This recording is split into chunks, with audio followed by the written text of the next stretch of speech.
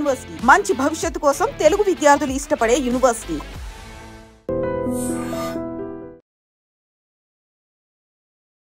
Visakha CP గారికి ఒక complaint వచ్చింది. సార్, జీవీఎంసీ ఆపోజిట్లో ఉన్న 4 AM బిర్యానీకి వెళ్ళాం.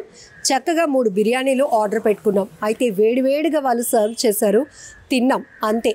అందులో ఏదైతే చికెన్ని టేస్ట్ చేశామో తేడా కొట్టింది, అస్వస్థతకు గురయ్యాం, టేక్ యాక్షన్ సార్ అంటూ ఇచ్చినటువంటి కంప్లైంట్తో ఫుడ్ సేఫ్టీ ఆఫీసర్స్ అయితే 4 AM బిర్యానీ సెంటర్ పైన రైడ్ చేయడం జరిగింది.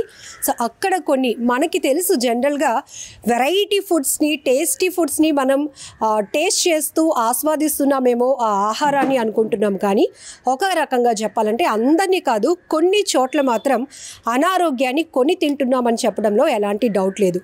ఎందుకంటే మనకి ఎప్పటికప్పుడు రాష్ట్రంలో ఎక్కడైనా కావచ్చు, విశాఖలో కూడా ఫుడ్ సేఫ్టీ ఆఫీసర్స్ చేసినటువంటి రైడ్స్లో కూడా మనకి విస్తుపోయే వాస్తవాలు బయటపడుతున్నాయి. బయట మనకి కలర్ఫుల్గా లైటింగ్ బోర్డ్స్ కనిపిస్తాయి, అలాగే వాళ్ళు ఉపయోగించే పాత్రలు మెరిసిపోతాయి, వేడివేడిగా ఫుడ్ ప్లేట్లోకి వచ్చేస్తుంది. కానీ ఇన్సైడ్ ఏం జరుగుతుందంటే ఈ ఫుడ్ సేఫ్టీ ఆఫీసర్స్ మాత్రమే దాన్ని గుర్తించగలరు, గమనించగలరు, వాళ్ళపై యాక్షన్ తీసుకోగలుగుతారు. సో ఇప్పుడు 4 AM బిర్యానీకి సంబంధించి జరిగిన రైడ్లో కూడా అక్కడ పారిశుద్ధ్యం చాలా దారుణంగా ఉంది అంటున్నారు. సో మనతో పాటు AFC చక్రవర్తి గారు, అలాగే ఫుడ్ సేఫ్టీ ఆఫీసర్ అప్పారావు గారు కూడా ఉన్నారు. సార్, నిన్న మీరు రైడ్కి వెళ్ళారు. ఫస్ట్ సిపి గారికే నేరుగా కంప్లైంట్ వెళ్ళిన తర్వాత ఏంటి సార్ అక్కడ పొజిషన్ ఏంటి? ఇద్దరు కంప్లైంట్ ఇచ్చారు కదా, వాళ్ళు ఏం టేస్ట్ చేశారు, ఎట్లా తెలిసింది? మాకు సిపి గారి ద్వారా 2 టౌన్ సిఏ గారు ద్వారా మార్నింగ్ 7:30కి కంప్లైంట్ రావడం జరిగిందమ్మా. ఫుడ్ అక్కడ ఏంటంటే ఒక 4 వ్యక్తులు ఆ బిర్యానీ తిని తర్వాత అస్వస్థకు గురయ్యని చెప్పి చెప్పడం జరిగింది. తర్వాత కంప్లైంట్తో నేను మాట్లాడాను. వెంటనే వితిన్ 30 minutes వెళ్ళడం జరిగింది. వెళ్ళిన తర్వాత అక్కడ ఉన్నటువంటి వాతావరణం తర్వాత అన్నీ కూడా పరిశీలించడం జరిగింది.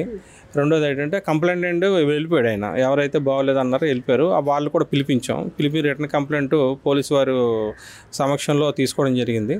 తీసుకున్న తర్వాత అక్కడ లోపల ఉన్నటువంటి 4 AM బిర్యానీలో ఉన్నటువంటి హోటల్ మేము చెక్ చేయడం జరిగింది. వాళ్ళు తయారు చేస్తున్న విధానం కానీ, అక్కడ ఉన్న పరిస్థితులు కానీ, మేము ఇచ్చినటువంటి లైసెన్స్కి, FSSAI లైసెన్స్కి ఆ కండిషన్స్ కానీ, శానిటరీ కండిషన్స్ కానీ, హైజీనిక్ కండిషన్లు కానీ వాళ్ళు మెయింటైన్ చేయట్లేదు. సో వాళ్ళ మీద మేము సెక్షన్ 55 and 56 ప్రకారం కేసు నమోదు చేయడం జరిగింది. సార్, అక్కడ 4 AMలో లైవ్ కుకింగ్నా సార్? వీళ్ళు ఇప్పుడు కంప్లైనర్స్ ఎవరైతే ఉన్నారో ఏంటి, బిర్యానీ రైసా లేకపోతే ఆయిల్ కల్తీ అన్నారా, లేకపోతే ఏంటి అసలు? అది లైవేనమ్మా. అది డైరెక్ట్గా వాళ్ళు ఏంటంటే డీప్ ఫ్రిడ్జ్ కూడా ఉంది. నేను రా మెటీరియల్ చెక్ చేశాను, చికెన్ రా చూశాను, -18 degrees డీప్ ఫ్రిడ్జ్ అది ఉంది. కాకపోతే అన్సానిటరీ కండిషన్లో వాళ్ళు మెయింటెనెన్స్ చేస్తున్నారు. 10/10 చిన్నది పాన్ షాప్ అంతా ఉంటుంది, మీరు చూసే ఉంటారు. అది ఆ చిన్నది షాపు అక్కడికక్కడే తయారు చేసేసి ఫుట్పాత్ మీద అదే దీంతో అలాగా వేడివేడిగా వాళ్ళు పేపర్ ప్లేట్. ఈ పాయింట్ ఒకటి చెప్పారు, పాన్ షాప్ అంతా అంటే దానికి పెద్ద స్పేస్ ఉండదు, లైవ్ కుకింగ్ అంటున్నారు. అక్కడ చూస్తే జనాలు చాలా ఎక్కువగా క్యూ కడుతూ ఉంటారు. సో కనీసం రోజుకి ఒక 1000 మంది అయినా అక్కడికి రీచ్ అయ్యే అవకాశం ఉంటుంది. అంటే శానిటరీ అక్కడ ఎలా ఉంటుందో మాకు ఇప్పుడే అర్థమవుతుంది. అవునమ్మా, వాళ్ళకి ఇచ్చిన కంప్లైంట్ ప్రకారం ఏంటంటే బిర్యానీ తినేటప్పుడు చికెన్ ముద్దగా ఉందని చెప్పేసి, మెత్తగా ఉందని చెప్పేసి చెప్పడం జరిగింది. వాళ్ళతో కంప్లైంట్తో డైరెక్ట్గా నేనే మాట్లాడాను, ప్రిన్సెస్ కూడా పిలిచాను. కాబట్టి చూసిన తర్వాత వాళ్ళ ఆరోగ్యం ఎలాగుంది ఏంటని అడిగితే ఇప్పుడు బాగానే ఉంది సార్, మేము తినేటప్పుడు కొద్దిగా మాకు అది స్టేల్ ఫుడ్ లాగా అనిపించింది, మాకు అది మెత్తగా అవడానికి కారణం ఏంటి, బిఫోర్ డే పెట్టారేమో అనుమానంతో మేము కంప్లైంట్ చేసామని చెప్పడం జరిగిందమ్మా. చక్రవర్తి సార్, స్టార్ హోటల్స్లో ఒక 400-500కు వచ్చే బిర్యానీ మనకి అందుబాటులో, మధ్య తరగతి వాళ్ళకి అందుబాటులో ఉంటుంది కాబట్టి కాస్త అవైలబిలిటీ ప్రైస్ అని వెళ్ళటంలో తప్పు లేదు. ఎందుకంటే అందరికీ ఆ రుచి చూడాలి, ఆస్వాదించాలి అనిపిస్తుంది. కానీ ఈ తక్కువ ప్రైస్ నెపంలో ఈ ఏదైతే ఆఫర్ బోర్డ్స్ పెట్టడం, రంగురంగుల లైటింగ్లు, బయట ముస్తాబు, బట్ ఇన్సైడ్ చూస్తే వీళ్ళకి ఇంత తక్కువకి వీళ్ళు ఎలా ప్రొవైడ్ చేయగలుగుతున్నారనే డౌట్ ఉన్నప్పటికీ తక్కువకి ఇస్తున్నారు కదా, వెళ్ళి తింటే పోలే, మనం ఒక్కరమే కాదు కదా, మన వరకు ఏది రాలేదు కదా అనుకుంటారు. ఇప్పుడు పబ్లిక్కి మీరు ఎలాంటి అవేర్నెస్ ఇవ్వాలనుకుంటున్నారు? అంటే పబ్లిక్ అంటే ఇక్కడ రకరకాలుగా ఉంటారండి. పబ్లిక్లో కూడా యావరేజ్, బిలో యావరేజ్, వాళ్ళ ఎకనామిక్ కండిషన్స్ బట్టి వాళ్ళు వెళ్ళే దాన్ని బట్టి స్టాండర్డ్స్ ఉంటాయి. పబ్లిక్ ఎంత లో ప్రైస్ ఇచ్చినా కానీ పబ్లిక్ అర్థం చేసుకోవాల్సింది ఏంటంటే the low price they are giving means the electrician is more అని కన్నా మనం అర్థం చేసుకోవాలి. బట్ ఇక్కడ అందరికీ ఒక ఎడ్యుకేటెడ్ పీపుల్కి అర్థమవుద్ది, వీడు తక్కువకి ఇస్తున్నాడంటే is something is going wrong అని అర్థమవుద్ది. బట్ ఇక్కడ అన్ఎడ్యుకేటెడ్ పీపుల్ మామూలు కూలీ నాలెడ్జ్ చేసుకునే జనాభా ఉంటారు మన దాంట్లో, అన్ని రకాలు ఉంటారు. వాళ్ళకి అంత నాలెడ్జ్ ఉండదు అన్నమాట. ఏదో మనం బిర్యానీ తింటున్నాం కదా అని ఉంటారు. వాళ్ళకి కూడా మేము చెప్పేది ఏంటంటే తక్కువకు వస్తుందని ఇది కాకుండా అక్కడ శానిటరీ కండిషన్స్ ఎలా ఉన్నాయి ఏంటి అనేది ఒకసారి చూసుకొని తింటే మంచిది. ఎందుకంటే తక్కువకు వస్తుందనేసి అంటే ఎవరు డబ్బులు ఎవరు పెట్టరు కనుక they are using colours, they are using something going on అని చెప్పేసి వాళ్ళకు కూడా అర్థమయ్యేటట్టుగా మేము అవేర్నెస్ బయట అంతా చెప్తున్నాము, క్రియేట్ చేస్తున్నాము. ఇంకా ఫర్దర్గా కూడా ఈ ప్రాసెస్ అవుతూ ఉంటుంది. అందులో కూడా ఇక్కడ ఏంటంటే మాకు ఇక్కడ ఎవరో తెలిసిన వాళ్ళు అలాంటిది ఆ ప్రాబ్లం ఏమీ లేదు. ఎవరు కంప్లైంట్ ఇచ్చినా కానీ we are ready to but to the lack of staff only the one day అటు ఇటుగా ద రైట్స్ జరుగుతుంది తప్ప ఆ యాక్షన్ మట్టుకి చాలా క్లియర్గా ఉంటుంది, చాలా ఫాస్ట్గా ఉంటుంది. ఇందులో ఎవరిని ఉపేక్షించేది లేదు, ఎవరిని వదిలేది లేదు. ఇప్పుడు ఫాస్ట్ ఫుడ్ కల్చర్ బాగా పెరిగింది, ఫుడ్ పాయిజన్ అవ్వటం కొన్ని కేసెస్లో చూస్తున్నాం సార్. మెయిన్గా ఎక్కడ అంటే ఆ హైజీన్ ఎక్కడ మిస్ అవ్వడం వల్ల ఈ ఫుడ్ పాయిజన్ ఎందుకు అవుతూ ఉంటుంది చెప్పండి? ఫుడ్ పాయిజన్ అవడానికి రెండు విషయాలు. ఒకటి ఏంటంటే బిఫోర్ డే వాడు ఏమనుకుంటాడంటే రేపు కస్టమర్స్ ఇవాళ ఎక్కువ మంది వస్తారు అనే ఎక్స్పెక్టేషన్ మీద కుకింగ్ చేయడం జరుగుతుంది. ఎందుకంటే చికెన్ రేట్ కానీ అవతల రైస్ రేట్ కానీ ఇవన్నీ చూస్తే హైలో ఉన్నాయి, టాప్లో. ఇప్పుడు వీళ్ళకి స్టార్ హోటల్లో సప్లై చేసింది ఇక్కడ సప్లై చేసింది ఒకే రేంజ్లో అవుతుంది.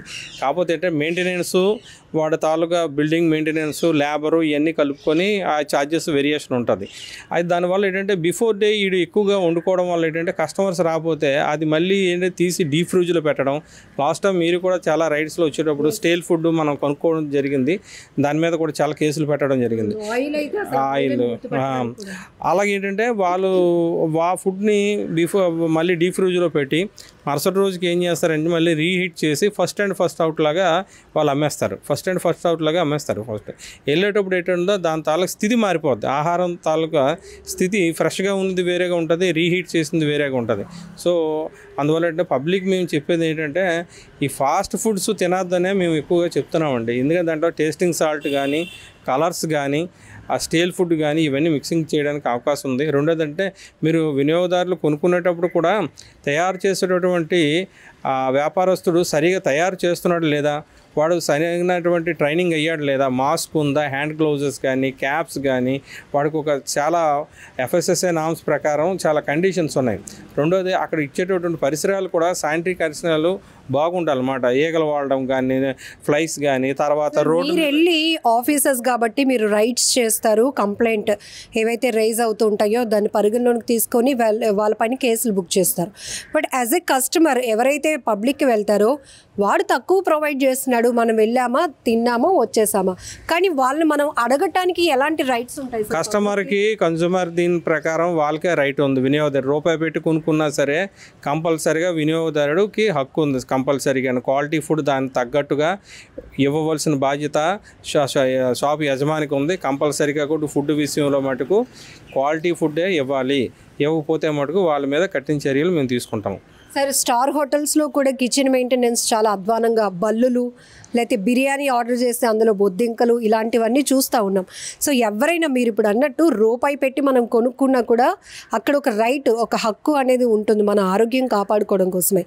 సో అందరికీ ఓవరాల్గా మీరు ఎట్లాంటి అంటే స్టార్ హోటల్స్ అయినా కానీ లేకపోతే ఈ స్వీట్ మేకింగ్ దగ్గర కానీ మేము డైరెక్ట్గా వెళ్ళి కిచెన్లోకి వెళ్తామండి. మేము ఓన్లీ ఫుడ్ బయట పెట్టే ఫుడ్ కాకుండా ఒక స్వీట్ షాప్కి వెళ్తే కార్ఖానా అంటే వాడి షాప్ ఒక చోట ఉంటుంది, ఫుడ్ అదే స్వీట్స్ ఎక్కడైతే ప్రిపేర్ చేస్తారో అక్కడికే వెళ్తాం మేము మెయిన్గా. రైట్, మేమేంటంటే స్వీట్ షాప్ని మాత్రమే చూస్తాం మేము. మీరు అక్కడ వరకే చూస్తారు. ఎందుకంటే అక్కడ అద్దాల్లో పెట్టి మీకు అంతా మినరల్స్లో పెట్టేదాకల్లా ఇటు లైట్స్ పెట్టేటప్పుడు ఇదిగా ఉంటుంది. కానీ ఎక్కడైతే వాళ్ళైతే మెయింటైన్ చేస్తున్నారు ఆ కార్ఖానా దగ్గరికి వెళ్ళి వాళ్ళకి మెయిన్ ఏంటంటే ముందు ఒకసారికి రెండుసార్లు చెప్తాము.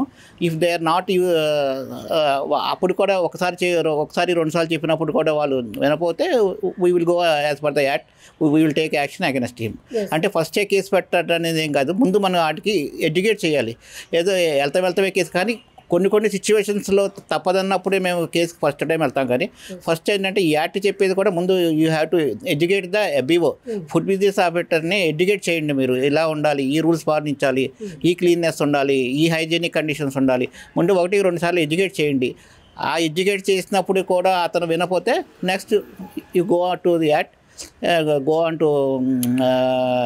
And take the punishment as per the act అని చెప్పేసి మేము చెప్తా ఉంటాం.